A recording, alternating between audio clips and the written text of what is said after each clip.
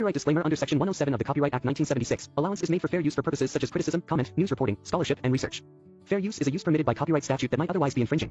Non-profit, educational or personal use tips the balance in favor of fair use. Hey guys, आज के episode में हम देखेंगे Jiang बोलता है, माना यंग जाओ दया के काबिल हो, लेकिन मेरे लिए मैं खुद ज़्यादा इम्पोर्टेंट हूँ। मेरे लक्ष्य के रास्ते में कोई भी चीज़ रुकावट नहीं बनेगी। तो चलिए ज़्यादा टाइम वेस्ट ना करते हुए चैप्टर की शुरुआत करते हैं और जानते हैं जियांग क्या करने वाला है। लास्ट एपिसोड में हमने देखा था सिस्टम जियांग से पूछता है होस्ट अब क्या करना चाहिए, क्या वो दोबारा मर जाएगा। जियांग यंग जाओ के शोल्डर पे सर रख के अपनी आंखें बंद कर लेता है और थोड़ी देर कुछ नहीं बोलता और फिर वो अपने मन में बोलता है माना हो सकता है यंग जाओ दया के काबिल हो, लेकिन मेरे लिए मैं खुद ज़्यादा इम्पोर्टेंट हूँ। मेरे लक्ष्य के रास्ते में कोई भी चीज़ रुकावट नहीं बनेगी। मुझे अगला काम जितनी जल्दी हो सके शुरू करना ही होगा, क्योंकि वो सिर्फ वही मानता है जिस पर उसे विश्वास होता है। इसलिए मैं उसे ऐसा कर दूंगा कि उसके पास विश्वास करने के अलावा कोई और चारा ना ही हो। और वो यंग जाओ को अपनी फेक रिपोर्ट दिखाते हुए बोलता है इसमें कोई हैरानी की बात नहीं है कि कुछ दिन पहले जो आपने बुरा सपना देखा था वो रियल में एक प्रेमोनिशन था और मेरे पास ज़्यादा समय नहीं बचा है। यंग जाओ उस रिपोर्ट को देखकर कुछ नहीं बोलता। जियांग बोलता है लेकिन ये नॉर्मल भी है, मुझे हमेशा से सिंगल सर्विस प्रॉब्लम रही है, अल्कोहल मेटाबॉलिज्म में कमी। पहले मैं बिना परवाह के ज़्यादा पीता था जिससे इंथोनल जाम हो गई और लीवर कैंसर हो गया। ये सुनकर यंग जाओ जियांग को हक करके बोलता है डरो मत, मैं कोई ना कोई रास्ता निकाल लूँगा। तो जियांग अपने मन में बोलता है इसके बारे में सोचना भी मत। और वो यंग जाओ से बोलता है मुझे मरने से डर नहीं लगता, रियलिटी को एक्सेप्ट करो और मुझे बचा हुआ समय शांति से बिताने दो। फिर सीन शिफ्ट होता है और हमें 6 महीने बाद दिखाया जाता है जियांग की सोल जियांग के अंदर से बाहर निकल जाती है और यंग जाओ जियांग का हाथ पकड़कर उसके पास बैठा होता है और रोते हुए बोलता है जियांग। जियांग अपने मन में बोलता है फिर भी मेरी डेथ को एक्सेप्ट करने में उसे आधा साल लग गया। सिस्टम जियांग से बोलता है क्या आप समय को तेज करना चाहते हैं? पहले देखें कि ये दुनिया बाद में कैसे विकसित होती है, फिर तय करें कि मिशन खत्म करना है या नहीं। जिस पे जियांग बोलता है कोई ज़रूरत नहीं, मुझे पूरा भरोसा है कि मैं सीधे सेटलमेंट शुरू कर दूंगा और आगे बढ़ जाऊंगा दुनिया में। फिर सिस्टम सेटल होने लगता है जिस पे सिस्टम बोलता है अजीब बात है, ये अभी तक क्यों अटका हुआ है। और हम जियांग को देखते हैं जो सिस्टम पर खड़ा होता है। सिस्टम बोलता है अगला वर्ल्ड चैनल खोला जा सकता है, इसलिए टास्क पूरा होने की देर ठीक है और अगर बैक एंड सेटलमेंट लोड करता है तो होस्ट को पहले अगली दुनिया में जाने दे और सेटलमेंट खत्म होने के बाद छोटा एआई होस्ट को रूल बताएगा। जिस पे जियांग बोलता है नेक्स्ट चलो इसे चुनते हैं। सिस्टम बोलता है ठीक है। होस्ट को जो नया टारगेट मिला है, इन्वेस्टमेंट से मोहित आपके लिए जो आइडेंटिटी मैच हुई है वो ये है एंटरटेनमेंट नोबल टॉप स्ट्रीम पर 2 फॉर्म के मैं लीड कैन यू का बॉस। फिर सीन शिफ्ट होता है और हम जियांग को देखते हैं जो फोन में कुछ देख रहा था। तो सिस्टम बताता है कैन यू उसकी कंपनी का एक असिस्टेंट है। एक बॉय ग्रुप में मेल आइडल होने के नाते उसके पास सिर्फ लुक्स है, उसमें कोई असली काबिलियत नहीं, उसकी पॉपुलैरिटी कम नहीं, लेकिन तालियों से ज़्यादा उसकी बुराई होती है।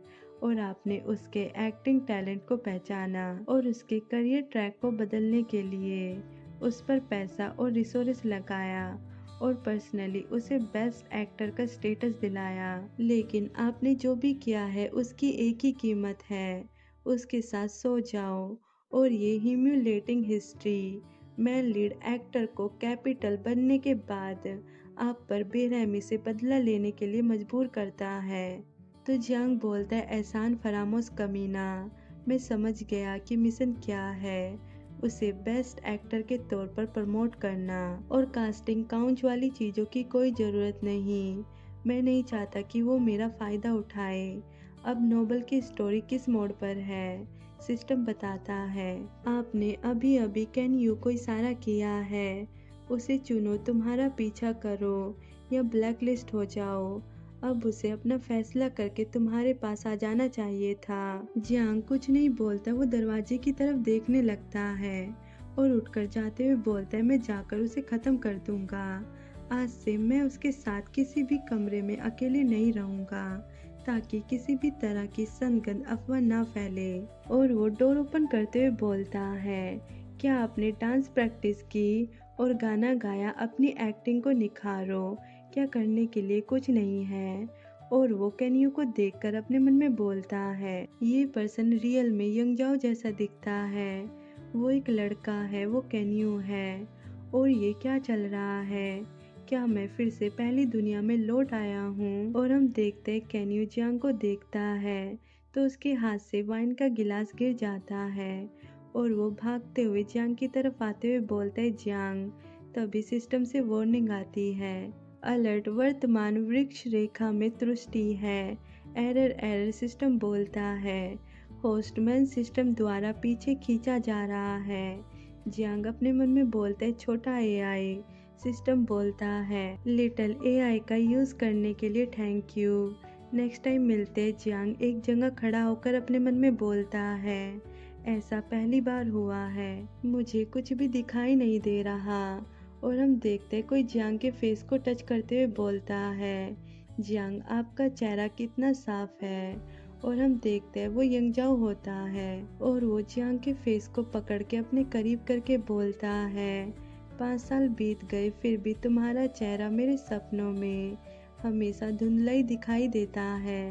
तुम्हारे द्वारा छोड़ी गई तस्वीरें भी अब तुमसे मिलती जुलती नहीं। मुझे अब तुम्हारा फेस ठीक से याद नहीं, जैसे तुम्हारी मौत के साथ तुम्हारे निशान भी धीरे धीरे मिट रहे हो। मुझे उस एहसास से नफरत है। और वो उसे हक करके बोलता है, मैं तुम्हें बहुत याद करता हूँ। तुम्हारी इतनी याद आ रही है कि मैं लगभग पागल हो रहा हूँ। और वो जियांग को उठा लेता है तो जियांग बोलता है, रुको रुको, तुम क्या कर रहे हो? ये सुनकर यंगजाओ बोलता है, आज रात का सपना इतना रियल लग रहा है। क्या ऐसा हो सकता है कि आपकी आत्मा वापस लौट आई हो? अगर आप पहले से यहाँ हैं तो फिर दोबारा मत जाइएगा, ठीक है? और वो जियांग को सोफे पर बिठाकर बोलता है, मेरे साथ रहो। और वो अपनी लेस खोलकर जियांग के हाथ बांधते हुए बोलता है, भूत बनकर भी मुझे माफ मत करना। तो जियांग बोलता है, तुम और मैं, कौन किसे माफ करेगा? और वो इतना ही बोलता है कि यंग जाओ से किस करने लगता है और वो उसे किस करते हुए सोफे पर पिन डाउन करता है और उसकी पैंट की जिप खोलने लगता है। ये देखकर जियांग अपने मन में बोलता है, एआई, मुझे तो अभी तक सिचुएशन समझ नहीं आई, तुम क्यों हो? और हम यंगजाओ को देखते हैं जो जियांग की पूंछ निकालता है और उसे सहलाते हुए बोलता है, क्या ये आरामदायक है? मुझे आपकी भावना का एहसास हो रहा है। क्या आपको पता है कि मैंने इस सीन की कितनी बार कल्पना की है? और हम जियांग को देखते हैं जो यंगजाओ को हक किए हुए था। सो गाइस, आपको क्या लगता है, जियांग फिर से उसी दुनिया में आ गया है और क्या वो इसी दुनिया में फंसा रह जाएगा? तो आगे स्टोरी में क्या होगा ये जानने के लिए चैनल को सब्सक्राइब करें and thank you for watching this video.